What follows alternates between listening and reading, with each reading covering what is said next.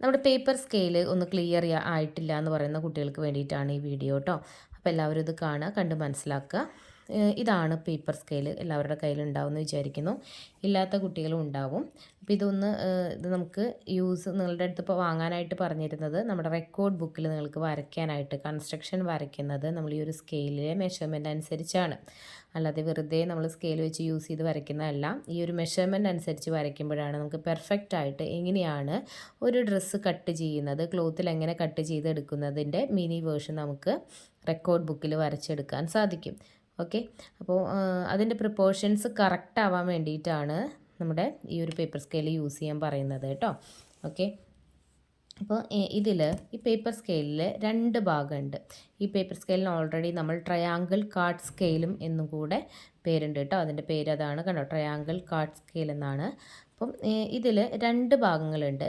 ഒരു ഭാഗം ഇഞ്ചും അപ്പുറത്ത് സെൻറ്റിമീറ്ററുമാണ് ഇതിൽ വരുന്നത്. നിങ്ങളുടെ പേപ്പർ സ്കെയിലിൽ നോക്കിയാൽ ഇതുപോലെ തന്നെയായിരിക്കും.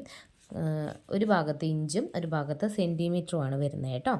ഈ ഇഞ്ചിലുള്ള പോർഷൻ യൂസ് ചെയ്തിട്ടാണ് നമ്മൾ എന്ത് ചെയ്യുക, നമ്മുടെ മാർക്ക് ചെയ്യുക, അതായത് കൺസ്ട്രക്ഷൻ ചെയ്തെടുക്കുന്നത്.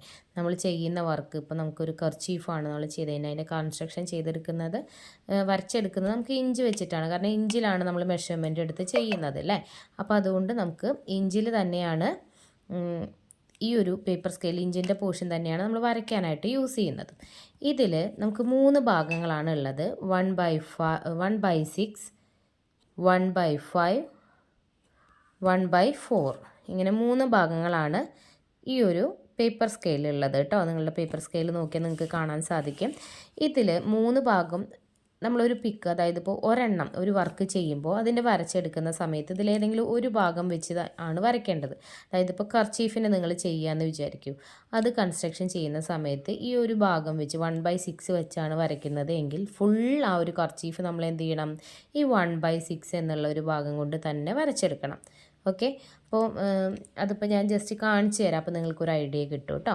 അപ്പോൾ ഈ 3 ഭാഗം തമ്മിൽ ആദ്യം നിങ്ങളൊരു കാര്യം ചെയ്യുക, പേപ്പർ സ്കെയിൽ എടുത്ത് ഈ ഒരു 1/6 എന്നുള്ളതും 1/5 എന്നുള്ള 1/4 എന്നുള്ള ഇഞ്ച് എന്നുള്ള ഒരു ഭാഗത്തു നിന്ന് ഈ 3 എണ്ണത്തിൻ്റെയും വേറെ വേറെ ഒരു പിക്ക് വരച്ച് നോക്കുക, അതായത് ഒരു ലൈൻ വരച്ച് നോക്കുക. നിങ്ങൾക്കിപ്പോൾ ഒരു 5 സെൻറ്റിമീറ്റർ എടുക്കുമെന്ന് വിചാരിക്കും. ഞാനിപ്പോൾ ഇവിടെ വരച്ച് വെച്ചിട്ടുണ്ട്, അതിൽ നിങ്ങൾക്കൊന്ന് ജസ്റ്റ് കാണിച്ച് തരാം കേട്ടോ. 5 സെൻറ്റിമീറ്റർ ആണ് എന്നുണ്ടെങ്കിൽ നമുക്ക് 1/6 എന്നുള്ള ഈ ഒരു പേപ്പർ സ്കെയിലിൽ നമ്മൾ 5 സെൻറ്റിമീറ്റർ വരയ്ക്കുമ്പോൾ നോക്കൂ, ഇങ്ങനെയാണ് വരുന്നത്. ഇത്രയാണ് കേട്ടോ. ആ ലൈനിൻ്റെ ലെങ്ത്ത് കണ്ടോ, ഇത്രയാണ്. പക്ഷെ അത് 5 സെൻറ്റിമീറ്റർ ആണ്. ഈ 1/6 എന്നുള്ള പ്രപ്പോർഷനിൽ നോക്കുമ്പോൾ 5 സെൻറ്റിമീറ്റർ ആണ്. ഓക്കെ, ഇനി നമ്മൾ അടുത്ത ഭാഗം ഇപ്പുറത്താണ് 1/5 വരുന്നത്. ഈ 1/5 വെച്ചിട്ട് നമ്മൾ 5 സെൻറ്റിമീറ്റർ വരയ്ക്കുമ്പോൾ കണ്ടോ, ഇത്രയും വരുന്നുണ്ട്, കണ്ടോ. അപ്പോൾ ഈ ലൈനും കണ്ടോ, തമ്മിലുള്ള ഡിഫറൻസ്, ലെങ്ത്തിന് വ്യത്യാസം വരുന്നില്ലേ, കണ്ടോ. അതേപോലെ നമുക്കിനി 1/4 എന്നുള്ള പോർഷൻ, ഇത് 1/4 ആണ്, അതിൻ്റെ ഇവിടെയാണ് 1/4 എന്ന് എഴുതിയിരിക്കുന്നത് കേട്ടോ. അതിൻ്റെ പോർഷൻ നമുക്ക് ഒന്ന് വരച്ച് നോക്കാം. അത് വരയ്ക്കുമ്പോൾ ഇതാ നോക്കൂ, 5 ഇഞ്ച് വരയ്ക്കുമ്പോൾ നമുക്ക് എത്ര കിട്ടുന്നത് ലെങ്ത്ത്, കണ്ടോ. ഈ 3 ലെങ്ത്തും തമ്മിലുള്ള വ്യത്യാസം കണ്ടു, ഇതിൻ്റെ 3നും വ്യത്യാസമല്ലേ നോക്കുമ്പോൾ 5 ഇഞ്ചാണ്, ഇത് 5 ഇഞ്ച് തന്നെയാണ്. പക്ഷേ ഓരോ പ്രപ്പോർഷനിലാണ് ഇത് വ്യത്യാസമുണ്ട്. അതുകൊണ്ട് അല്ലേ, ഈ 1/6 എന്ന് പറയുമ്പോൾ 5 ഇഞ്ച് ചെറുതാണ് 1/4നെയും 1/5നെയും വെച്ച് നോക്കുമ്പോൾ. അപ്പോൾ ഇത് നിങ്ങൾക്ക് മനസ്സിലാക്കാൻ വേണ്ടിയിട്ടാണ് ഇങ്ങനെ ചെയ്യാൻ പറയുന്നത്. ഓക്കെ, ഇനി നമുക്ക് ഈ ഒരു 1/6 വെച്ചിട്ട് തന്നെ ഒരു കർച്ചീഫ് എങ്ങനെയാണ് വരയ്ക്കുക എന്നുള്ളതാണ് ഇവിടെ കാണിച്ചു തന്നിരിക്കുന്നത്. ഇതാണ് ഇത് നമ്മുടെ കർച്ചീഫിൻ്റെ കൺസ്ട്രക്ഷനാണ്.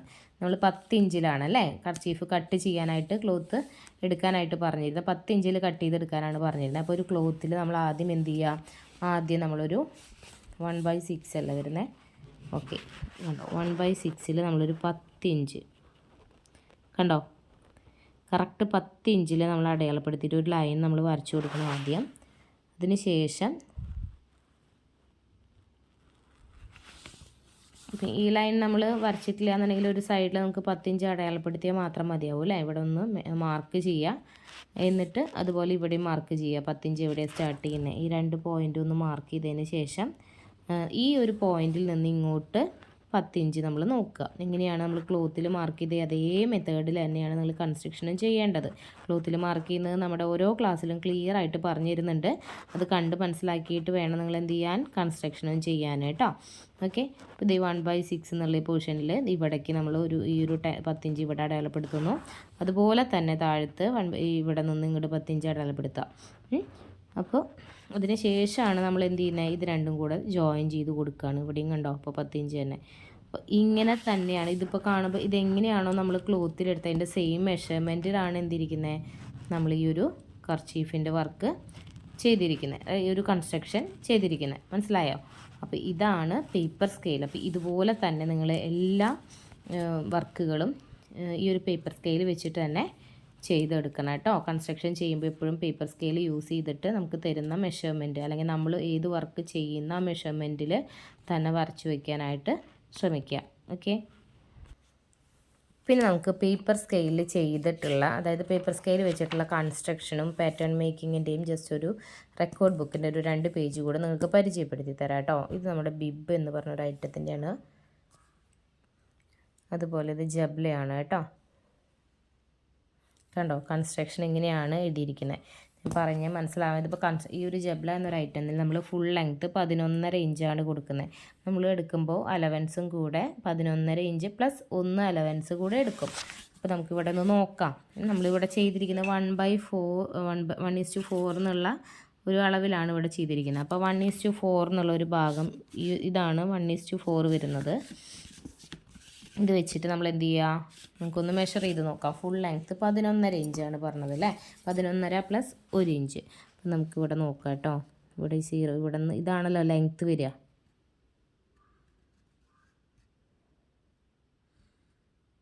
കണ്ടോ, കാണുന്നുണ്ടോ? ഇതാണ് 1/4 എന്നുള്ള പോർഷൻ. അപ്പോൾ ആ ലെങ്ത്ത് കണ്ടോ, ഇവിടെ തൊട്ട് 11.5 പ്ലസ് 1 ഇഞ്ച് സീം അലവൻസും കൂടെ 12.5 ഇഞ്ച്. കണ്ടോ, ഇത് 12.5ലാണ് പോയിൻറ്റ്. ഇതാണ് ഫുൾ ലെങ്ത്ത്. അപ്പോൾ ഇങ്ങനെ വേണം നിങ്ങളും ചെയ്യാൻ. ഓക്കെ, ഇതിപ്പോൾ ഈ വർക്കുകൾ വരുമ്പോൾ ചെയ്യാനായിട്ടാണ്, ജസ്റ്റ് മനസ്സിലാക്കാൻ വേണ്ടിയിട്ടാണ് ഇത് കാണിച്ചു തരുന്നത് കേട്ടോ. ഇതിപ്പോൾ നമ്മുടെ ഒരു വർക്ക് ഇതിലില്ല. ഇപ്പോൾ എലൈൻ ഫ്രോക്ക് ഇതൊക്കെ വരുമ്പോഴും സെയിം തന്നെയാണ്. ഇവിടെ എത്രയാണോ ഫുൾ ലെങ്ത്ത് 18.5 ഇഞ്ച് പറഞ്ഞിട്ടുണ്ട് എങ്കിൽ അതേ അളവ് നിങ്ങളിപ്പോൾ ഏതാണ് ചെയ്യുന്നതെന്ന് ആദ്യം ഫിക്സ് ചെയ്യുക. നമ്മളെപ്പോഴും 1/6 ചെയ്യുന്നതായിരിക്കും നല്ലത്. അപ്പോൾ നമുക്കൊരു ചെറിയ രീതിയിൽ വരച്ചെടുക്കാൻ പറ്റും. അപ്പോൾ 1/6 നമുക്ക് ഇഷ്ടമുള്ളതിൽ ചെയ്യാം, കുഴപ്പമില്ല. 1/6 ആകുമ്പോൾ നമുക്ക് ഇതിൽ ഫുൾ ലെങ്ത്ത് 18.5 ഇഞ്ച് പറഞ്ഞിട്ടുണ്ടെങ്കിൽ പ്ലസ് 1/2 ഇഞ്ചും കൂടെ നമ്മൾ ഇതിൽ സീം അലവൻസ് കൂട്ടിയിട്ട് 1/6 വരുമ്പോൾ ഒന്ന് കാണിച്ചു തരാം കേട്ടോ. 1/6 വരുമ്പോൾ നമുക്ക് 18.5 പ്ലസ് 1/2 എന്ന് പറയുമ്പോൾ 19 ഇഞ്ചാണ് വരുന്നത്. കണ്ടോ, 19 ഇഞ്ച് 1/6 19 ഇഞ്ച്. അപ്പോൾ നിങ്ങൾ എപ്പോഴും കൺസ്ട്രക്ഷൻ ചെയ്യുന്ന സമയത്ത് എന്ത് ചെയ്യണം, ഇത് 1/6 ആണോ 1:6 ആണോ 1:5 ആണോ അങ്ങനെ നമുക്കിവിടെ എന്ത് ചെയ്യണം, എഴുതി വെക്കുകയും കൂടെ വേണം. അത് ഏത് സ്കെയിലാണ് ചെയ്തതെന്ന് നമുക്ക് ഈസി ആയിട്ട് അറിയാനായിട്ടാണ് കേട്ടോ. ഓക്കെ, എല്ലാവർക്കും ക്ലിയർ ആയിട്ടുണ്ടാവുമെന്ന് വിചാരിക്കുന്നു. ഇതുപോലെ നമ്മൾ ചെയ്യുന്ന ഓരോ വർക്കിൻ്റെയും കൺസ്ട്രക്ഷൻ നിങ്ങളുടെ റെക്കോർഡ് ബുക്കിൽ നിങ്ങൾ ചെയ്ത് വെക്കണം കേട്ടോ. Okay, thank you.